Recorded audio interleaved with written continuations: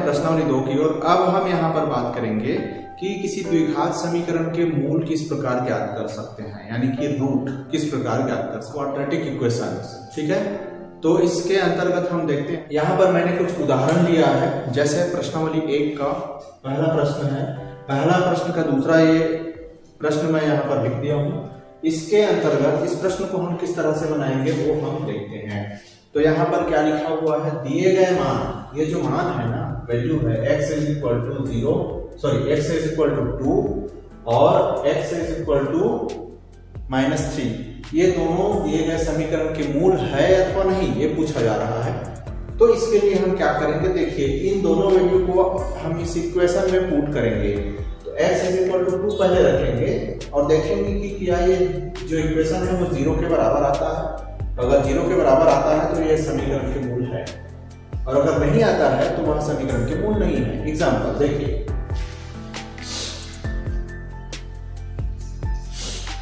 देखिए, यहाँ पर किस तरह से होगा, x के जगह क्या रखेंगे, x इज इक्वल टू 2, इस वैल्यू को हम पहले रख रहे हैं तो x इज इक्वल टू 2 रखेंगे। तो जहां जहां पर x है वहां पर क्या रखेंगे, 2 रखेंगे। तो 2 स्क्वायर माइनस 4 का 4, x की जगह 2 रखेंगे प्लस 4 इज इक्वल टू, को स्क्वायर करेंगे ये हो जाएगा 4 minus 4 into 2 8 plus 4 is equal to 0। अब यहाँ पर इसको ऑपरेशंस करेंगे तो क्या हो जाएगा, 4 और 4 पहले 8 हो जाएगा, कितना हो जाएगा 8 और बचा है इज इक्वल टू 0। तो ये कितना है, इसको 0 बराबर 0।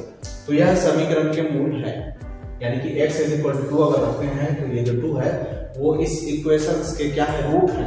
क्वाड्रेटिक इक्वेशन के क्या है, रूट है। अब उसी तरह से इसमें चेक करते हैं, x इज इक्वल टू -3 में चेक करते हैं।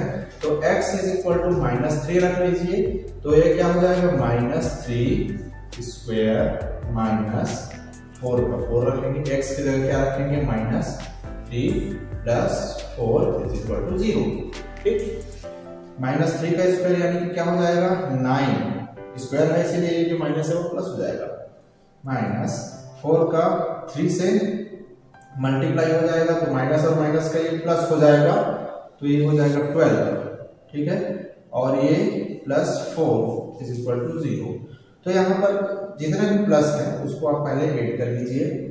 तो ना सभी प्लस हैं तो ये हो जाएगा 13 और 12, 13 और 12 कितना हो जाएगा, 9 4 13 और 12 कितना हो जाएगा, 25 हो जाएगा। 25 बराबर क्या हो जाएगा, 0।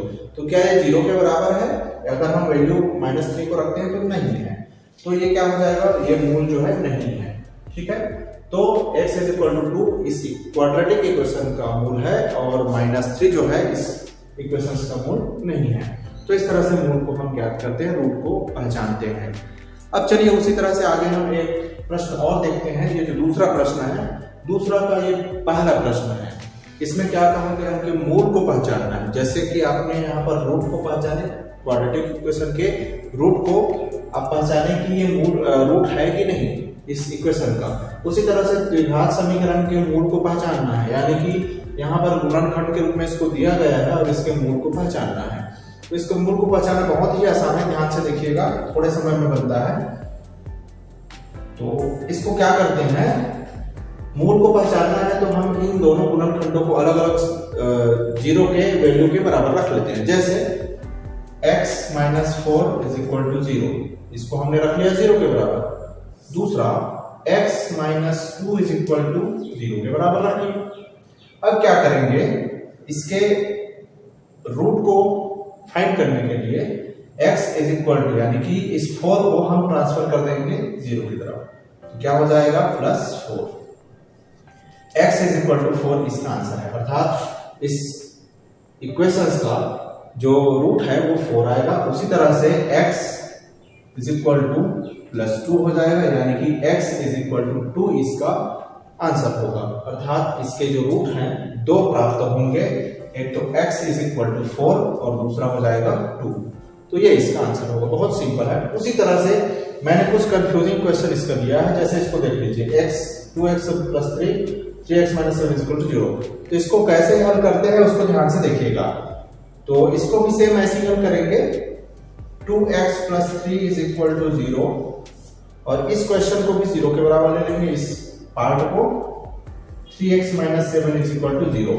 ये समझ आया होगा। इसके बाद हम ट्रांसफर करते हैं इसको 2x is equal to 3, x is equal to 3/2, ये इसका आंसर हो गया। उसी तरह से इसको जब सॉल्व करेंगे तो 3x इज इक्वल टू 7 और x इज इक्वल टू 7/3। तो यहाँ पर x के दो रूट आपको प्राप्त हो गए हैं, x इज इक्वल टू 3/2 और x इज इक्वल टू 7/3। तो इस तरह से आप इन दोनों प्रश्नों को इस तरह से बना सकते हैं। नेक्स्ट हमारा जो लेक्चर होगा वो प्रश्नावली 2 का ही नेक्स्ट प्रश्न यानी कि प्रश्न नंबर 3 पर आएगा।